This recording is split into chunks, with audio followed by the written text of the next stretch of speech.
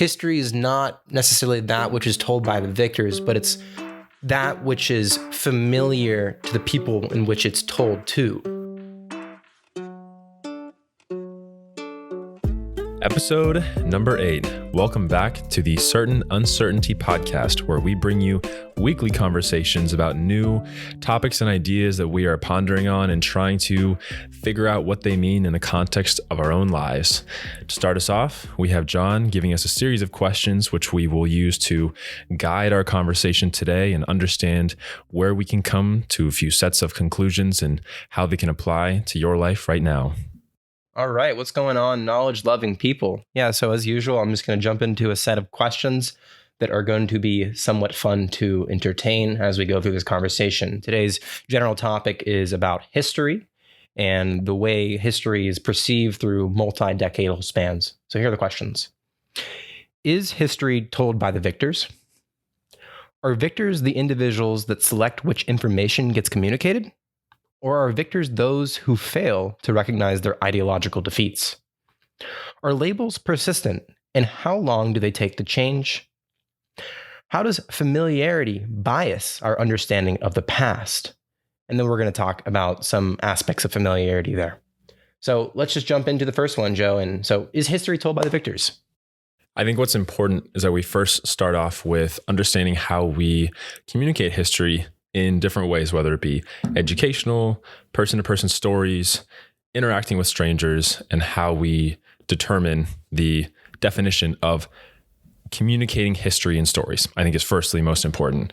And when we think of the first instances we have of learning about our past and our cultures and our growth to this point, these are usually educational.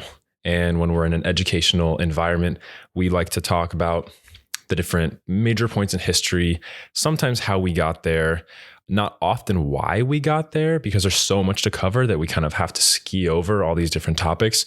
But when we think about who wrote the history books and these lessons and lectures that we learn, it's most common that we hear the phrase, history is told by the victors, because in that definition, the people who were successful in their endeavors of moving to a new community or taking over a new village and establishing a society there, or winning a war and defeating that ideology of whatever was opposing one another. Usually those people that gain the structure of a new community and environment are the ones who tell the story of why they were successful, why they were righteous in their endeavors, and then why things progressed the way they did. And they want you to support that background. They want you to feel attached to it in the way you look back on the history that you were involved with or observing from the outside as the right thing that happened, or maybe not the right thing that happened, but why that was leading up to where we are now. And I think that's the major premise of wondering if history was truly written by the victors. Yeah, and on that note, the next question we can ask about that is, well, is that good, right? So there's all these different perspectives within an industry, within a society, and there is likely going to be some of these select individuals that have won, subjectively speaking, and some that have lost. And so within a society like that, how do you then optimize a storytelling? That's really what history is. It's just a vast story as we've perceived it in our current era. But how do you somewhat optimize what stories are pervaded, and how do you associate value with a perspective or a story, right? I mean, like, here's the thing, like each of the books we see online about some type of history will have some number of book sales associated with it, right? So if that's our value metric for ascribing the level of truth, you might say, of some type of historical story, right? What's another way we can look at the value of a specific story and how we can perhaps somewhat bypass the idea of victory? Because victory is just somewhat of an arbitrary concept. Victory for what purpose, right? Is it victory to sustain a society? Is it victory for the individuals so that they can live? What is it that we can actually ascribe value to these stories? I mean, we can't really put a currency to these items. And so there's kind of that debate within our own minds is, okay, I'm being told this story, and a skeptic in me is saying, well, what are the other perspectives? What are the other ways we can tell that type of story? So I think the value that comes from when we share stories is a sustained credibility. And obviously that's how we interpret value, and things that we hear from anyone like ourselves telling people our own ideas is, what is your perceived credibility? And I think that comes in two ways. Firstly is your level of familiarity with the successes or quality of ideas that you perceive someone to tell you. And then secondly, the universal value, which is money, financial equilibrator of your productivity and your capability to put new stories or values or products into the world. And that's where I think value is prescribed. But when we think about the value of historical ideas and how we want to classify the quality of those, it usually has to come from either a familiarity with the individual, like when your grandparent tells you a story of what being raised in that time was like. That will be so much more in depth and memorable and valuable to someone than reading it out of a paragraph in a history book, because it is a firsthand account. And with that story, not only are you getting emotions and feelings and specific individual memories that you know happened and existed, but also the level of understanding that we have of why these things happened, where the context of the situation came to lead up to that point. And then from there, we recognize that person, your grandparent, your great uncle, whoever it may be, doesn't really gain anything from telling you a different version or a select version of that story. And I think that's where the line kind of blurs when we look at history told from the victors, from a larger institution versus from individuals who experienced it. And as we go through this series of almost generational telephone, we continue to iterate on the details of a story from long ago. And as we go through different biases and lenses of our own perceptions, as we look at history and continue to tell these stories, we are somewhat shifting the specificity and quality of the attributes of those situations that happened, where if the event itself was highly emotional, and as we continue to tell these stories, you may lose some of that quality, and it may focus instead on a different aspect that was actually not the prevalent piece of that piece of history. And I think that's how we have to look at our view of who is telling us these stories and how much value do we put toward history, because we can't give it pure, objective, factual correctness in entirety. It has to have some level of subjectivity in its interpretation. Mm-hmm. Yeah. And so this ties into, I think, the idea of empathy and its role in more or less manipulating the fabric from which history is then told, right? In the case that you use your grandpa, your uncle, you're using that anecdotal experience because of your own familiarity with that human being to then justify the validity of the substrate of idea and context that comes with the story itself. But here's where it gets even a little bit more tricky, because it depends also on the age of the person, right? We're looking at generational spans of history, and generations usually appropriate colloquial terms of words and jargons, and that then becomes a metric from which they will denote their own interpretations about the world, right? There's lots of different words we use in the English dictionary and all over the place. And the thing is, words can then adopt new meaning as time goes on. New slang is created. And so from that, you can say, okay, we go all the way back from, the very birth of America, and we look at the founding documentation that binds the moral ideals of a society that we call America today. Do those phrases they use then actually mean the exact same thing, right? Are these labels still persistent? And how long do they take to change? Is it a generational change, or maybe it's a adoption trend where, if some type of idea or some type of technology comes out, then displaces jargon. So a lot of the times, like we have all these new ways of interacting, like likes, right? That's not a concept that really was anywhere near where we are today with all the different cell phones and different media platforms, we have the concept of likes. And in that, we build validation, and likes then become a substrate of victory in that sense. And so likes then can construe meaning. But what does it really mean? Likes is just a subjective term. It doesn't actually denote any validity to a story, for example. But because we hold the idea of likes in such high regards today, because we get the dopaminergic validation from it on our social media platforms, we also ascribe meaning in that way. And then there's the actual direct meaning transfer, right? Like you'll have words like freedom change and adopt new things as different cultural and ethnic groups enter into a society, and they'll basically have their own idea of what freedom devolves into or evolves into as it sees fit with them, right? And so like, how do we somewhat balance, and this goes back whenever you're reading any ancient text, there's all these different words and phrases used, and they have very specific meaning in the context they're told in. What's the balance? As if I'm looking back at, or I have my grandpa in front of me, and he's telling me the stories back when he was in Vietnam, right? How do I actually relate the experience from the words he's saying into something that is more objective, whatever that means? I don't think you really can in a full context, because an interesting point that you brought up was looking at how do you take people who are assimilating into a new culture, whether it be through, sustained movement flows of people as we develop over, different communities and civilizations and countries, and people move all the time, every day in all directions. And when you have new families coming to a brand new culture, they have to accept, or at least look at face value, what the stories being told to them are, because they have no preconceived notions of what they should be looking for. So how do you know and give value and validity to the new pieces of information that you're given, and what to expect for their own incentives, for the people telling you the stories? Are there incentives? Are there biases? And I think that's really interesting and important as we look back on the thousands and thousands of years of development.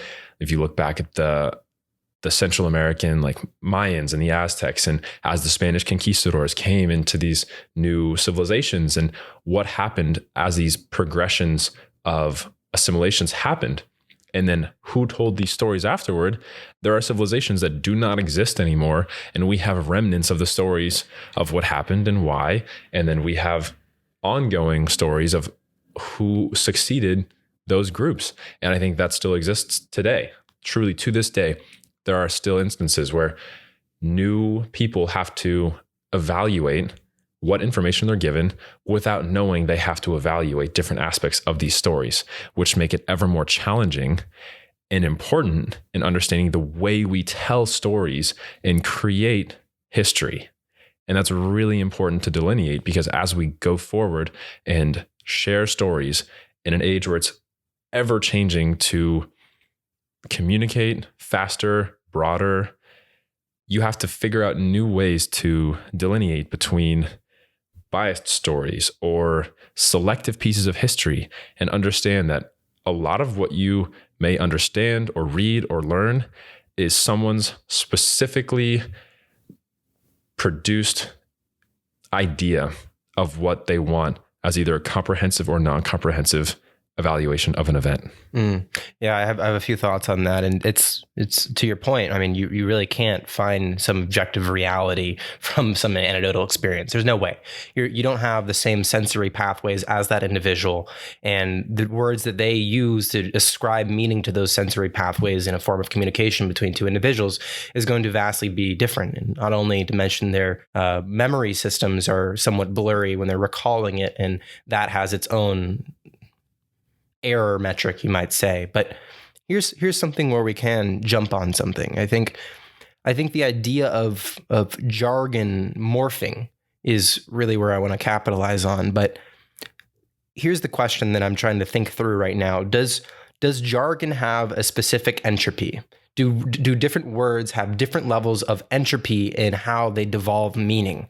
Or sometimes they can escalate, and sometimes you can actually reverse some level of entropy associated with a class of words. Absolutely. I think you're absolutely right, because when we look at like Shakespeare and you read something like that, we don't know or think that that's how everyone talked to each other at the time. It is in itself poetry, right? But reading that is a window into hundreds of years ago about how people used to think or communicate. And we know that the linguistic structures and word choices absolutely change and evolve. And I think those changes and evolutions come via pressures of new assimilations of cultures and movement of people going from, historical areas to new environments. And as they transition into these new environments and you're combining and meshing different cultures and different pieces of information along with new experienced stories, the words used adopt new definitions. And we are using them to this day in contexts that were not applicable a decade ago, 100 years ago. And I think even now, in a very micro context, in the span of a couple of years, especially as new generations like the Gen Z generations coming out, they have vocabulary that they use to communicate to each other that to us, not far removed from Gen Z, sounds bizarre, confusing, things that we don't normally use to talk to each other. And I'm sure we did the exact same thing to the greater millennial generation right before us. And then span it over decades when you look at people born before 1940. So our grandparents, they had ways of talking and speaking to each other that not only incorporated into their beliefs and the way they communicate stories, but also we could use the exact same word in a different context or definition, which is bizarre when you think about that's literally the way that we propagate history. And in just a couple generations, we can use the same word differently.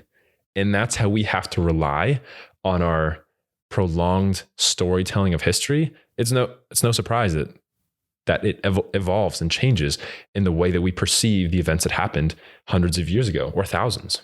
And I think if we look at the Bible, this is a classic example in which jargon has developed this form of entropy and has led so many people afar from actually understanding what the hell these people were talking about when they wrote the Bible. And from this, I think you can maybe derive a statement like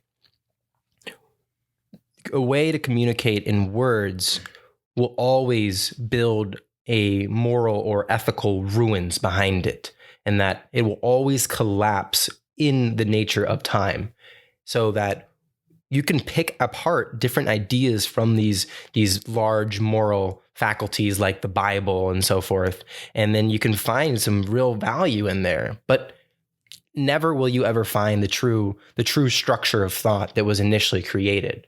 And so when we're picking apart these types of ideological beasts like the Bible and trying to understand what the hell these people experienced that led them to build these forms of communication platforms.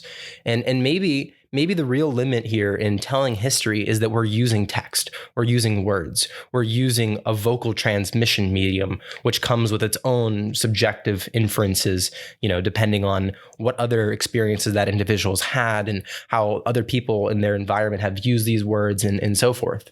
So I'm curious, in your experience with learning and studying Chinese and Mandarin for so long, do you think that this factor kind of hinges or depends on the medium in which you communicate stories? Because in English, or at least Latin languages, we have letters and characters. Mm-hmm. And what you just said makes me think of the quality of stories from hieroglyphics in Egyptian. That's a very, very, very good point, because when it comes to a pictographic language, there is an abstraction. Like when we look at English, there's an abstraction built into the letter itself. The letter A doesn't actually have any meaning other than that which is then placed adjacent to other letters, and then it becomes a word. But when it comes to Chinese, every letter has another abstracted meaning derived into it. It's embedded into it. So when I look at a character like Tian, it means field, right? And I see it. It's a little plot. It's a square. You can imagine like a little 2x2 square matrix, right? And has a little bounding square around it. And so when I look at it, I see a field, and I already have somewhat a reduced bias associated with the meaning of the word. And to some level, this can be a really great tactic or a very bad tactic for changing or adapting a society. So with the evolution of different colloquial appropriations of words, you can have a society evolve at a much quicker rate, perhaps, than something that has very static words and meanings.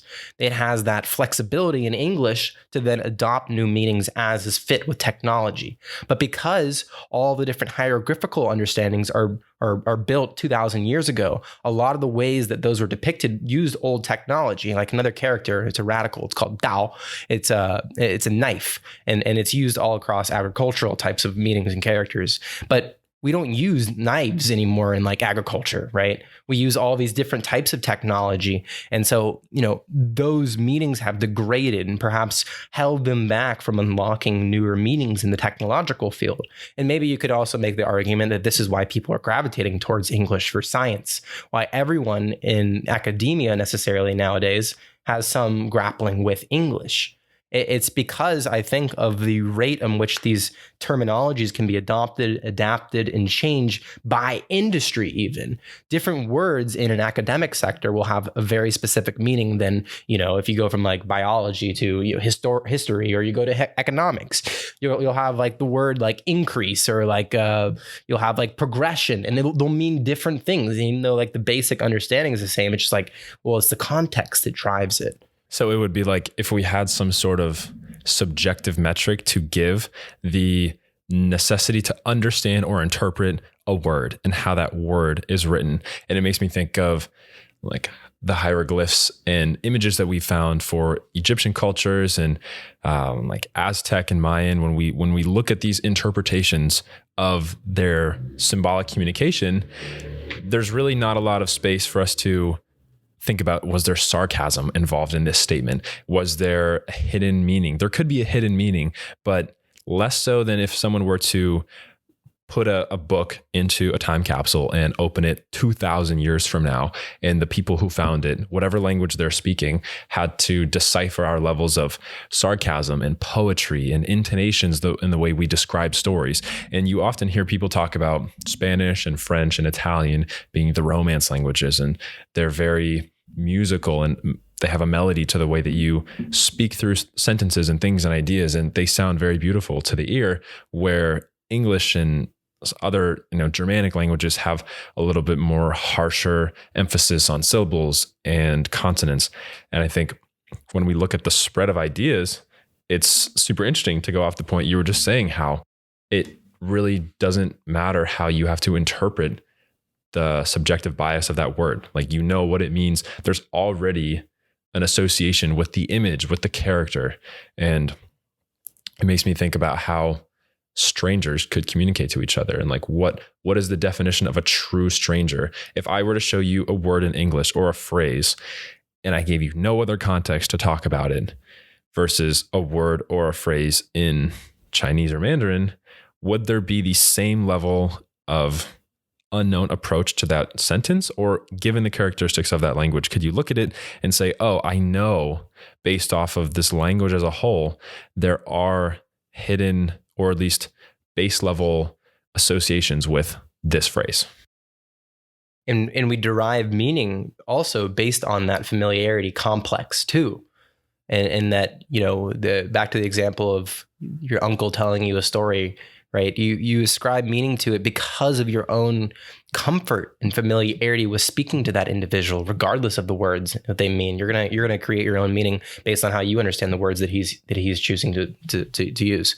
And so when you say, what is a true stranger? It's impossible, I think, to really have a true stranger, because there's always going to be subtle patterns that are familiar. We're all humans. We all are driven by some way a similar basic necessities of, we want shelter. We have this kind of fragile system of bones and blood, and we're these fleshy sacks, if you want to call it, and you want to get real descriptive, right? It's interesting. And this is something that binds us. Our own physical limitations as humans builds our own familiarity with one another and allows us to at least operate and cooperate with each other to some extent. But the problem, right, lies within how these familiarity complexes are then misconstrued, perhaps. Like, we were talking about this before we jumped on this podcast, but some people will have very similar facial structures. Some people will have these ethnical compositions. Sometimes they're like mutts. I mean, I'm a mutt, right? And I have a little bit of German in me, a little bit of that and this, right? And so when I see these types of similar structures, maybe it's because I look at myself in the mirror, right? And I want to see familiarity in a way that it relates to myself, because there's always this comparison metric. And so maybe I'm justifying my own familiarity of facial expression and then putting my validity or my understanding of validity in other individuals that share similar aspects that I do, right? And so this is where it gets really tricky, is because then you can make a lot of different arguments that, okay, well, familiarity bias will also construe the way history is told.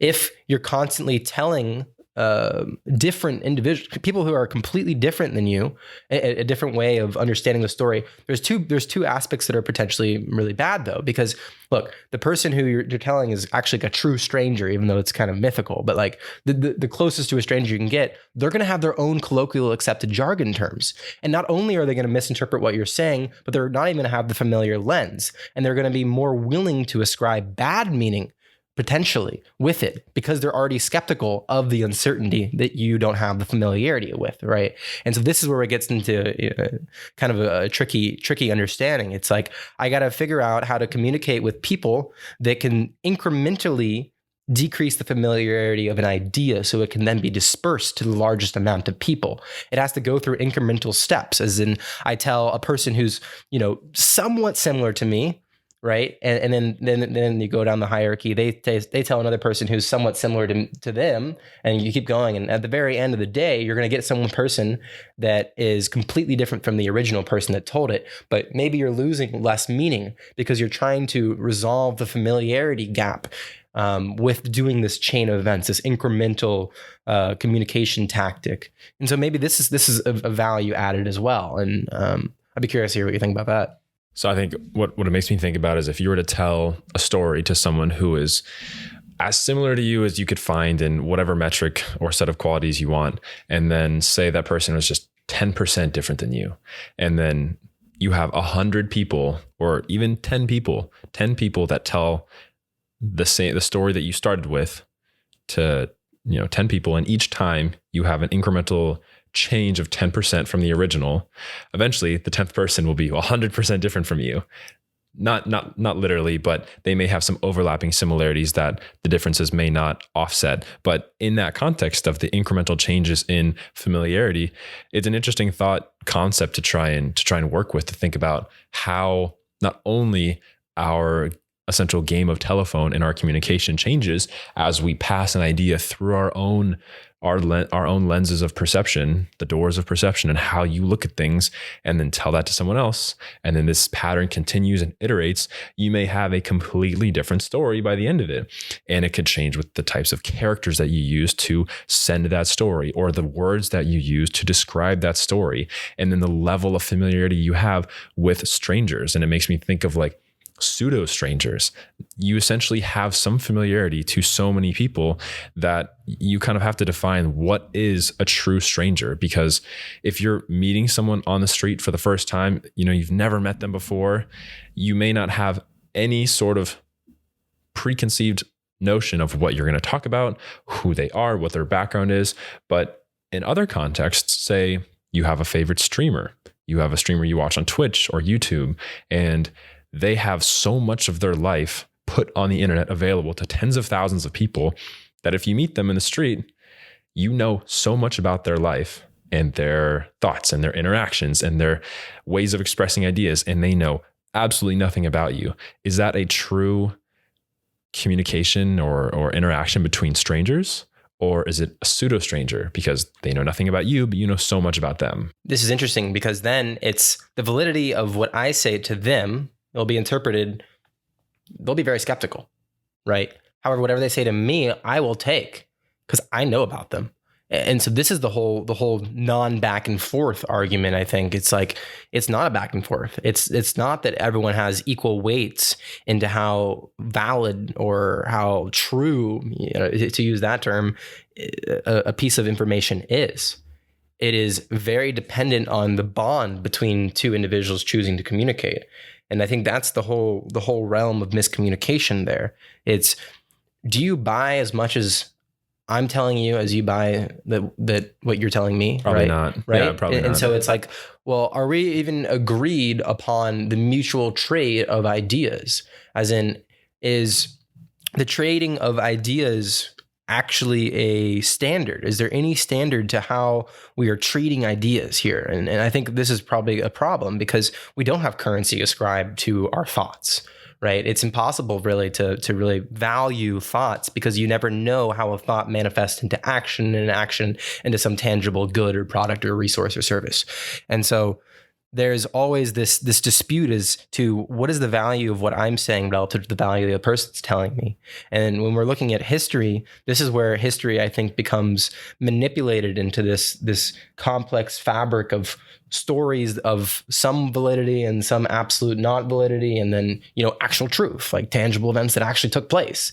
And it's like this constant balance depending on, I would say, a one-sided exchange, right? And so when communication is being attempted, I think there has to be at least a development of a two-sided, debauchery, at least some pursuit towards that, to where both individuals are somewhat understanding the perspective, so that the jargonization, the morphing of the jargonization that they're using isn't actually barriering them to understanding actual interpretation of an individual. Instead, it's, more like a very, inference that is just 10% true, right?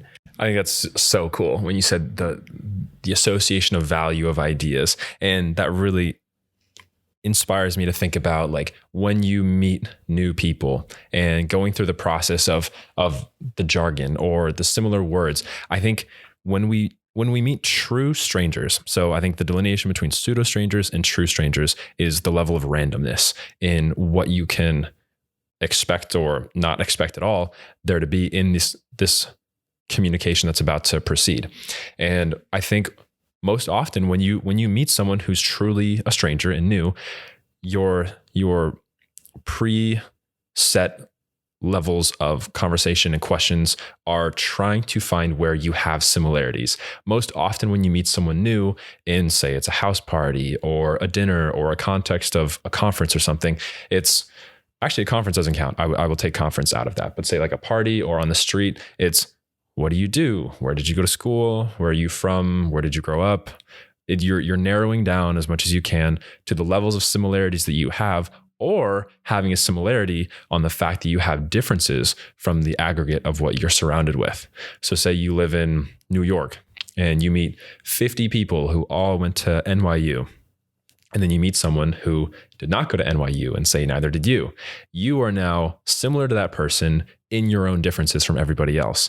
And I think when you approach conversations in the definition of meeting strangers, say you're going into an interview, those aren't actually true strangers. Those are pseudo-strangers, because you have a preconceived notion or an idea of what it is you're going to talk about, why you're going there in the first place, a general idea of what you will be discussing with your background and your goals and their goals. You're not true strangers. You already know something about what you are walking into. But if you meet a stranger on the street, someone you've never met before, you have no background, nothing but just a random hello, that is true randomness. But then once you meet, you will go through a set of iterative questions, narrowing down how you can bucket them, or not even bucket them, but categorize them in your life sphere: location, occupation, education. And then from there, you continue to dive deeper and deeper. And it depends on the level of surface level familiar similarities you have that I think inspires people to want to go to those deeper levels.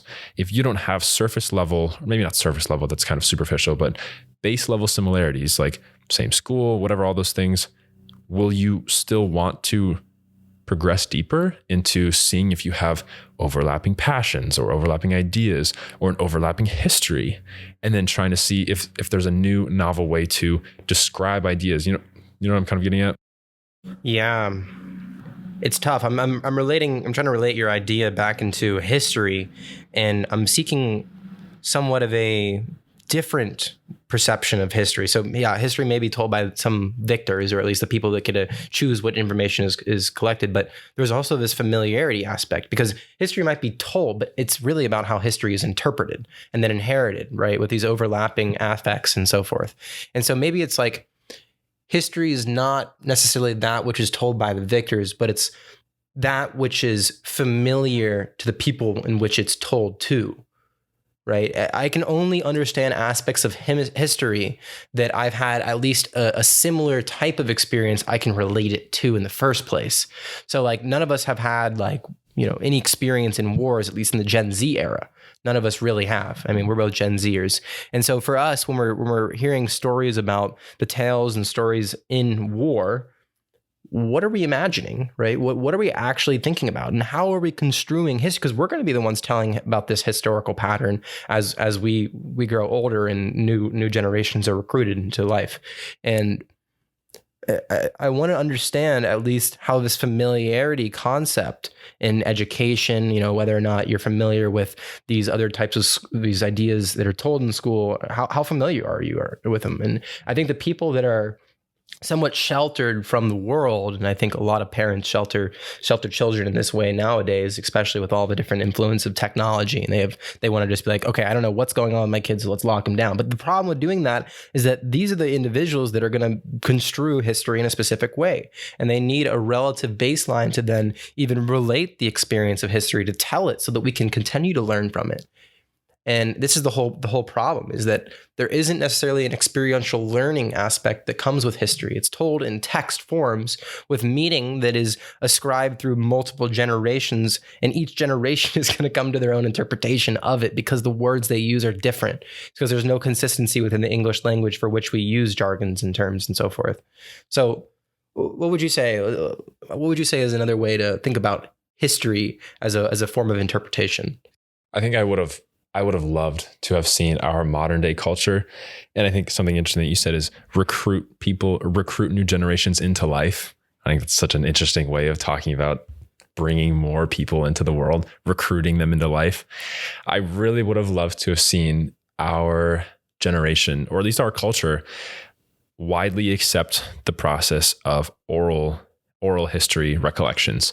And I used to love studying that, when we would hear about cultures that would maintain their lineage through pure orators, oral history. You were tasked with knowing the stories of all of your ancestors. You knew a dozen names of your ancestors and what they did and what their greatest accomplishments were, and when they led the community and when they, developed something. I thought that was so interesting that you were tasked with knowing, as the newest member of your family's tree, knowing the spoken history of everyone before you. That's an incredible concept to try and imagine. Imagine 12 generations before you knew their story and what they all did to get to you. That sense of responsibility and ownership and attachment to your history and the broader history within your community, I think is the coolest thing that we could have had. And when we talk about how we spread this now, it's less so in a structured format, where there's so many of us now that I think there's less value in knowing your 12 generations before. And maybe it's an aspect of our country being so new. Like, I can trace back 3 generations for when my ancestors were in the United States, or even less on the other half of my family side. And there wasn't an emphasis on explaining what we did and why this is important, this family unit and structure, and explaining why you matter, why you and your family and everything that they did for hundreds of years are important. Now it's more so, I don't know, expression and understanding how, like, you in this exact present moment are the most important thing. But I think there's still a lot of value and validity to understanding, like, your ancestors' history. I think that's actually more valuable than understanding the broader context. Yeah, I agree to some extent. It comes with a caveat, because me understanding the experiential sector through which my ancestors lived life is valuable in developing a sense of responsibility for living. I think that is the fundamental piece. Other than that, the context, the environment, the technology that we live in, it's completely different. It has no bearing to what these people actually experienced and then could construct these types of thoughts and understandings of how the world is and how it was. And, this is why maybe you could make the statement as well that instead of trying to denote how healthy a society is by, them understanding what shoulders of giants they're standing on, but it's another question is to ask them, well, what do you imagine the future of the society is going to look like? And then taking the amalgam of all those future perceptions. Because look, it's funny because just as imaginative as the future scenario is equally as imaginative as we imagine the past. So why is it that we place so much thought in the history and trying to get it just right when we know memory bias, jargon bias, familiarity bias are all things that are going to be destroying and entropizing the understanding of history as a term. So what could be a more fun and engaging exercise, I think, for individuals to understand human behavior at all levels is just to hypothesize. What does the future look like? Because in that, you're exercising an imagination component that is trying to establish some continuity of trends, because that's what history is. History is a set of trends that we follow along. And instead of trying to make sure that we're overfitting all the right aspects and getting the exact pattern right, it'd be much more valuable, I think, to try to find a generic curve that describes the trend of humanity. And I think that's what looking into the future really does here.